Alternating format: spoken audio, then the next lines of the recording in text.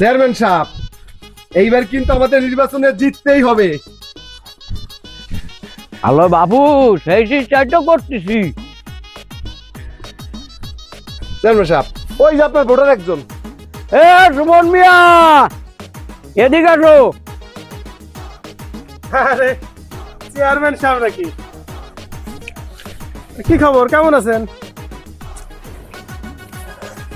নির্বাচন তো কাছাই গেল হ্যাঁ, বাবু, তোমরা আমারে অনেক ভোটের ব্যবধানে চেয়ারম্যান বানাইছো। আমি তোমাদের কাছে চিরকৃতজ্ঞ। তাছাড়া এই 5 বছরে তো উন্নয়ন কম করি নেই। তা বাবু, যদি পারো এই নির্বাচনে আমারও এই কাজ করো, আমারে কিছু ভোটের ব্যবস্থা করে দাও, আমি আর একটু উন্নয়ন করি। চেয়ারম্যান সাহেব 5 বছর তো বহু উন্নয়ন করছেন আপনি।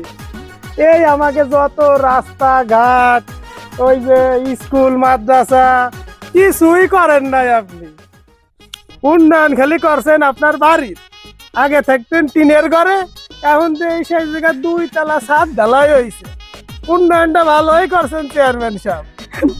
বাবু, তোর কাছে একটা কথা কই শোন।